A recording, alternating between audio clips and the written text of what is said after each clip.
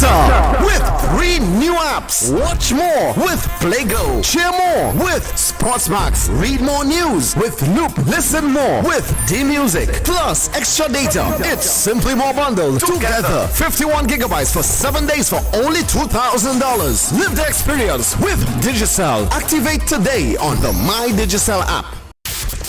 Kaiser Radio. Covering Guyana from coast to coast. Demerara and Essequibo 99.1 FM. Berbice 99.5 FM. Kaiser Radio.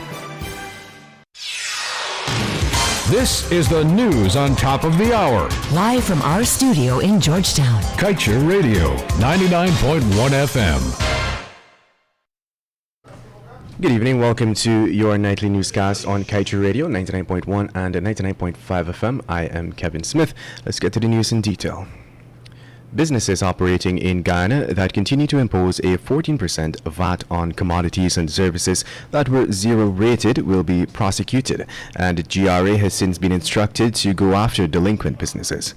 According to Minister with responsibility for finance, Dr. Rashni Singh, businesses that continue to flout the laws and unscrupulously attach a 14% VAT to items on which the VAT has been removed or has been reduced will face the full force of the law, as this is illegal. In other news, according to the environmental permit for the Payara project in the Stabroek Block, ExxonMobil has up to September 23, 2021 to submit an updated environmental socio-economic monitoring plan. Now, that document, which has to be provided to the EPA, is required to include protocols, performance standards, and responsibilities in consultation with and jointly implemented by ExxonMobil and the EPA. Importantly, whatever capacity needs, such as training, that is required by the EPA to implement the plan, ExxonMobil is bound by the permit to provide it. Furthermore, the permit notes that external expertise may be sourced by the EPA, as may be required to augment this monitoring plan and or conduct associated audits. Once again, the permit holder will be responsible for all reasonable and jointly agreed upon costs associated with this monitoring plan and any associated independent audits. It is important to note that ExxonMobil would be able to recover the foregoing costs from its production operations in the Stabroek Block. Meanwhile, despite having an enacted natural resource fund with in excess of $267 million deposited in the New York Federal Reserve, the Guyana government does not intend to utilize any expenditure under the current protocols, but is instead currently examining new rules under which the fund would operate. This is according to Dr. Rashni Singh. He disclosed that the administration is currently examining the matter and considering the options. According to Dr. Singh, the PPPC administration is looking to promulgate a strong and robust arrangement that would guide the transfers of the money from the fund to the Treasury. And on that note, let's tell you that Brazil, one of the countries with the highest COVID-19 case and death tolls, has broken a new record as it relates to its daily death reports. BBC News reported yesterday that the country on Tuesday recorded 3,251 COVID-19 fatalities, being the first time it has ever surpassed the 3,000 benchmark in a daily report. According to BBC, as the virus continues its rapid spread, Brazil's healthcare system is at the brink of collapse. And moving on, as Guyana's oil industry expands, companies are rushing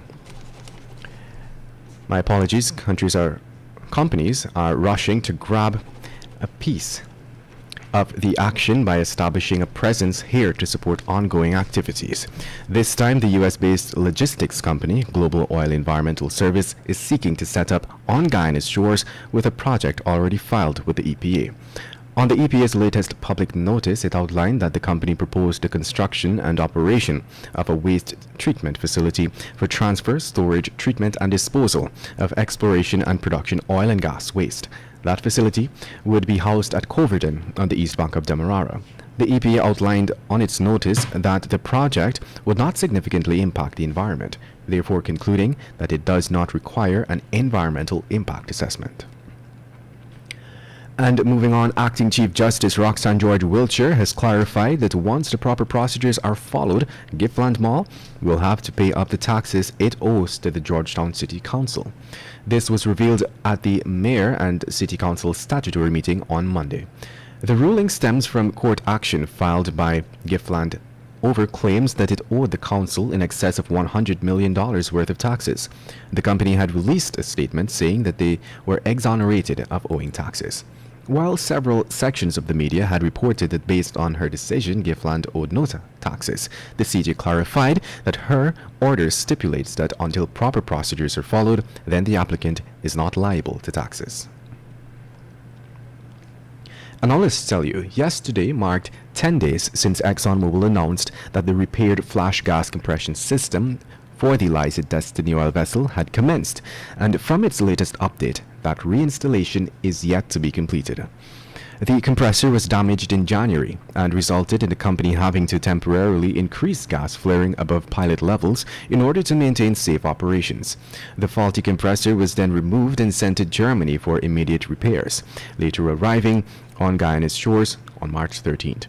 In its operations update on March 15th, Exxon had stated that the offshore team began preparations for reinstalling key components of the flash gas compression system on the Liza Destiny. Days later, on March 17th, the oil giant said in another update that the team was still reinstalling the flash gas compressor. It outlined that additional vibration and process monitoring specialists were being mobilized to join the team offshore. And finally, let's tell you 2 residents of Victory Valley in Linden have been charged for the death of Victory Valley farmer Samuel D'Souza, which occurred on March 6, 2021. A hearing before Magistrate Wanda Fortune at the Linden Magistrates Court were 26-year-old Utah Duke and 34-year-old Orlando Montooth. They were jointly charged for manslaughter, and they were not required to plead to the charge and were placed on $400,000 bail each. The matter was adjourned to April 22nd, 2021. Want value for your advertising dollar? Then place your ads on Kaito Radio's newscasts. Streamed live on 6 different mediums, reaching hundreds of thousands. Advertise today and watch your dollar grow. Call us on 225-8465 or 226-8210 today. The time has now moved on to 19 hours 8 or 7:08 p.m. in Guyana. Coming up next, a short presentation on the oil and gas sector in Guyana from the publisher of the Kaito News, Mr. Glenn Lal.